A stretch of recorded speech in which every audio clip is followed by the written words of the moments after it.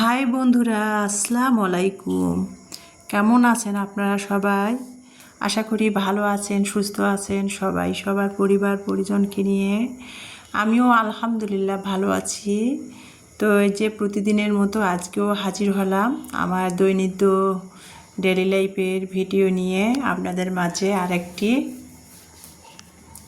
সকালবেলা আজকে ভাবলাম যে নাস্তা বানাবো না আর কি। গতকালকে রাতে না আপনাদের আপু ভাইয়াদের ভিডিওগুলা দেখতে দেখতে রাতে আমি 2টা বাজে ঘুমাইছি আর কি।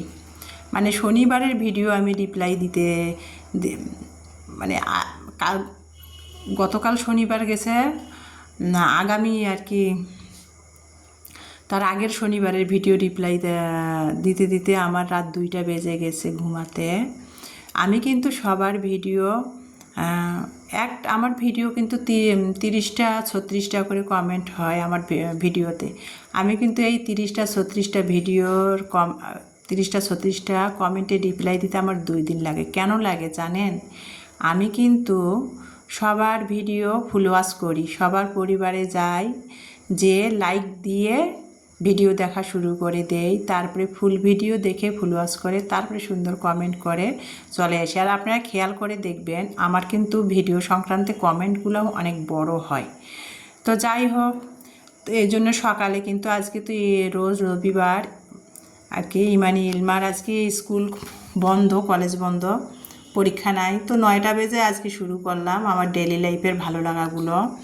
সকালবেলা গতকালকে যে বাজার থেকে আম নিয়ে এসেছিলাম সকালে, সেটাই ভাবলাম যে আম দিয়ে মুড়ি দিয়ে সকালে নাস্তা খাবো। আর প্রতিদিন না নাস্তা বানাতেও ভালো লাগে না, তো সেই কথা সকালে আম দিয়ে মুড়ি নাস্তা খেয়ে নিলাম। আর এই যে চা, আমি তো চা লাভার, চা ছাড়া তো সকালটা সকাল মনে হবে না। তো সেজন্য আর কি আম দিয়ে মুড়ি দিয়ে খেয়ে নিলাম। আমার 2 মেয়ে খেয়েছে, 2 মেয়েকে 2টা ডিম সিদ্ধ করে দিয়েছি।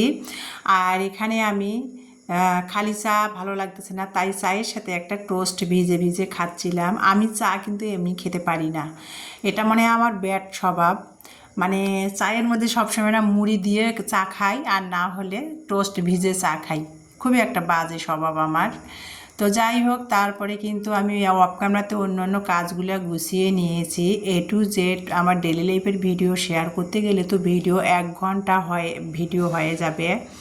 সেই জন্য আমি অফ ক্যামেরাতেও অন্য অন্য কাজগুলো শেষ করে নিয়ে তারপরে পাড়ার দোকানে গেলাম। গতকালকে দেখেন বাজারে গিয়েছি, ডিম আনতে ভুলে গিয়েছিলাম। আর মানে বাজারে গিয়েছিলাম একটু 10:30 11টার দিকে, বৃষ্টি আসছিল, তারপরে আর ঠিকমতো বাজার করা হয় নাই। বলতে কাঁচামরিচ কিনতে ভুলে গিয়েছিলাম, আর ডিম আনতে ভুলে গিয়েছিলাম।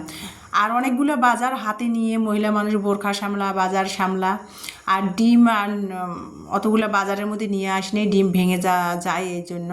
তো পাড়ার দোকান থেকেই ওই যে বিপদে পড়লে যা হয় সেই অবস্থা, বাজারে যাওয়া সত্ত্বেও বাজার ঠিক মতো আনতে পারিনি, মন ভোলা। তো এই যে দেখতে পাচ্ছেন পাড়ার দোকান থেকে বাজারে মরিচ 15 টাকা পোয়া আর 60 টাকা কেজি, আর পাড়ার দোকানে মরিচ 80 টাকা কেজি। তো আমি 100 গ্রাম মরিচ নিয়ে আসলাম, যে আপাতত ভর্তা বানাবো চলি, তারপরে আর কি আমি আবার রেল বাজার প্রয়োজনে যাব, যে মরিচ নিয়ে আসবো। আপাতত আজকে ভর্তা খাবো সেজন্য আর কি। তো মরিচ নিয়ে আসলাম। ইলমা বলতেছিল যে ও আইস ললি খাবে, যদিও ওর বাবা এগুলো খেতে দেয় না, ও খাবে নাকি। তো ওর 2 বোনের জন্য 2টা আইস ললি নিয়ে আসলাম, আর 12টা ডিম নিয়ে আসলাম। 40 টাকা হালা, সমস্যা নেই। বাজারেও 40 টাকা ডিমের হালি, পাড়ার দোকানেও 40 টাকা ডিমের হালি। এই দিক দিয়ে খালি আর কি বাজার আর পাড়ার দোকানের পার্থক্যটা একই আছে। তাছাড়া বাজার আর পাড়ার দোকানের পার্থক্য মানে বাজারে যদি 30 টাকা পণ্যের দাম যায়, পাড়ার দোকানে যাবে 50 টাকা, এরকম। খালি ডিমের দামটাই মানে ঠিক আছে। তো 12টা ডিম নিয়ে আসলাম পাড়ার দোকান থেকে। তারপরে 2 মেয়ের জন্য 2টা আইস ললি নিয়ে আসলাম, ওরা নাকি ঠান্ডা খাবে। আর এই যে 100 গ্রাম মরিচ আনলাম এনে, তারপরে আমি এখানে প্লেট বাটিগুলো, সকালে তো সেরকম নাস্তা খাওয়া হয় নাই, আম মুড়ি নাস্তা খাওয়া হয়েছে। তো চা খেয়েছিলাম, তো প্লেট বাটিগুলো ধুয়ে নিলাম। তারপরে 11:30 11টার মধ্যে তো আমি একটু লেবু পানি প্রতিদিনের মতোই খাই। আর আজকে না আমি এসব গুল সোয়াসিস তোকমা এইটা খাই নাই, ভিজাই নাই, তাই খাইও নাই। আম মুড়ি খাইছি তো, আর সেটা আর খাইতে ভালো লাগলো না, খেলাম না। সেই জন্য 11:30 থেকে একটু লেবু পানি খেয়ে নিলাম, ইমানিকে একটু বানিয়ে দিলাম, আমি খেলাম। খেয়ে সকালের যে চা খাওয়ার কাপ পিসগুলো জমেছিল সেগুলো ধুয়ে নিলাম। আর ফ্রিজে একটু শুক্রবারের পোলাও ছিল অল্প একটু, ওই যে 12টা বেজে গেছে, ইলমা গোসল করে আসলো, তো পোলাওটা ফ্রিজে ছিল। ছোট মানুষ সকালে আম খেয়েছে, মুড়ি খেয়েছে, ওকে একটু পোলাওটা গরম করে দিলাম। ও তো একটু মটরশুঁটিতে পোলাও রান্না করলে পছন্দ করে। এই যে ফ্রিজ থেকে বের করে পোলাওটা গরম করে দিলাম। আর শুক্রবারে যে কোরবানির মাংস রান্না করা ছিল সেটা আর গতকালকে খাওয়া হয়েছিল না, তো সেটা আর কি ভাবলাম যে ইমানি পছন্দ করে মাংসটা আর কি আমি ভাজি করব। তো মাংসটা একটু মাখা মাখা ছিল, সেই মশলাগুলো থেকে ঝোলগুলো থেকে মাংসটা আমি হাত দিয়ে বেছে বেছে ঝোলগুলো মুছে মুছে তুলে নিয়ে কড়াইয়ের মধ্যে তেল দিয়ে তারপরে আমি মাংসগুলো তেলের মধ্যে দিয়ে ভেজে নিচ্ছি, মানে ফ্রাই করব মাংসের। আর সাথে একটা বড় একটা পেঁয়াজ মোটা করে 4 ফালটি করে দিয়েছে, আর 4টে রসুনের কোয়া আর একটা শুকনো মরিচ দিয়েছে। এই জন্যে এটা দিয়ে ভাত মেখে খেতে কিন্তু ভালো লাগে, আমি খাবো।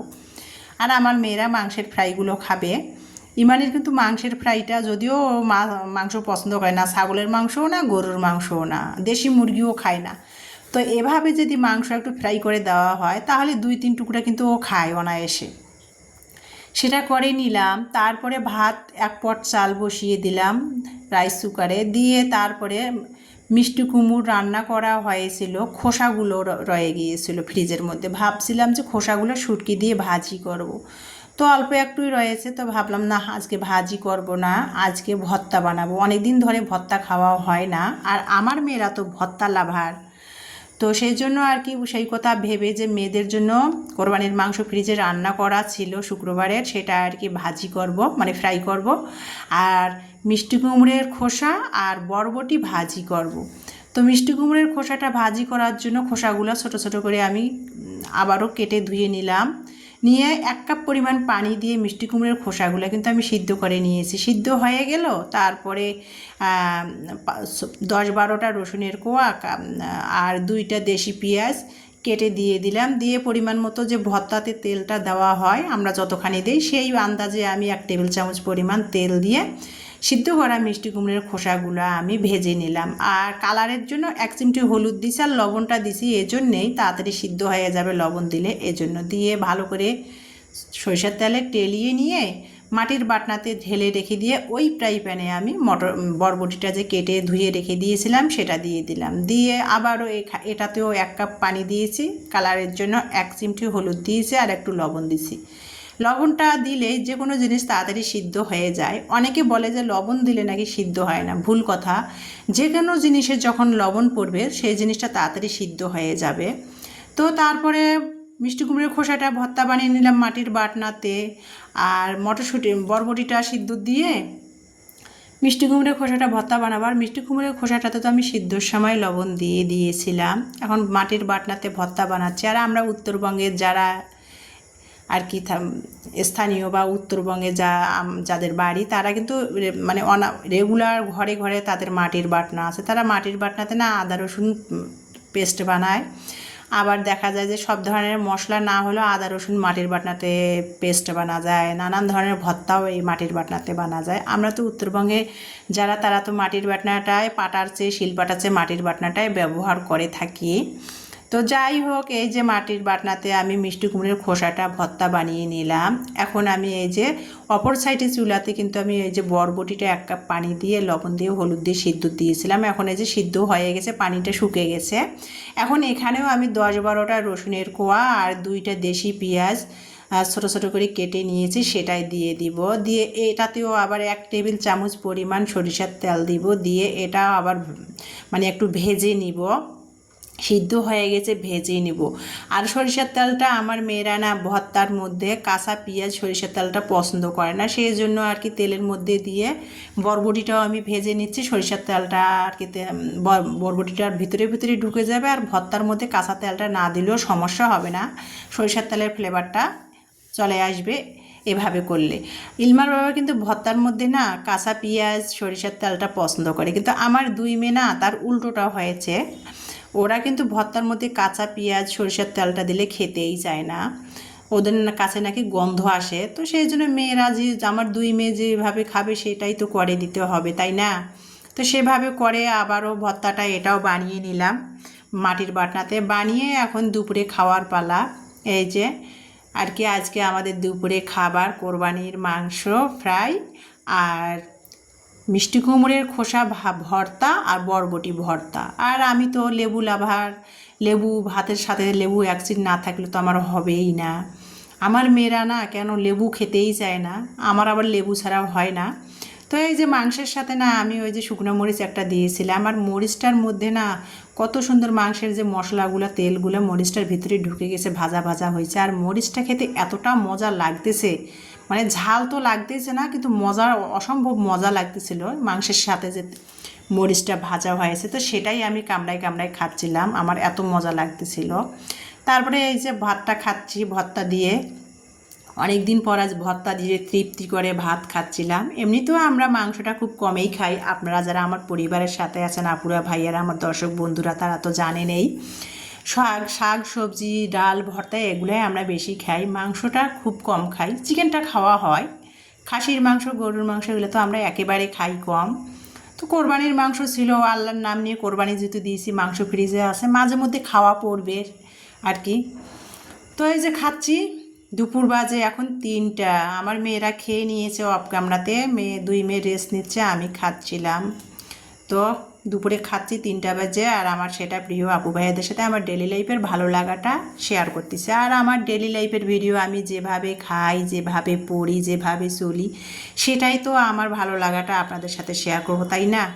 বাড়তি কিছু এখানে আমি কোনো কিছুই শেয়ার করতে বেশি বাড়াবাড়ি করতে চাই না। আমি যেভাবে চলি আমার লাইফ স্টাইল ডেলি লাইফের সেটাই আপনাদের সাথে শেয়ার করতেছি। তো এই যে যাই হোক, আমি এখন তারপরে আমি এই যে সন্ধ্যাবেলায় এখন বাজে 6:30টারও বেশি, মাগরিবের আজান অলরেডি হয়ে গেছে, ইমানি নামাজ পড়তেছে। তা 2 বোনের জন্য একটু দুধ বানিয়ে দিব। ওই যে বলি সবসময় আমার মেয়েরা হরলিক্স পছন্দ করে না আর সাদা দুধটা খেতেও চায় না, সেই জন্য কফি দিয়ে দুধ বানিয়ে দিলে কফিটা যে একটা পোড়া পোড়া ঘেরান আসে, ওই ঘেরানে আমার মেয়েরা দুধ খায়। তো 2 বোনের জন্য 2 কাপে দুধ গরম করে ঢেলে নিচ্ছিলাম, নিয়ে কফির মিনি প্যাকেটগুলো কেটে 2টা কাপে দিয়ে তারপরে দুধটা বানিয়ে দিচ্ছে। আর একটু গতকালকে বাজার থেকে চিপস আনছিলাম, চিপসটাও ভেজে নিলাম, দুধের সাথে একটু চিপসটা 2 মেয়ে খাবে।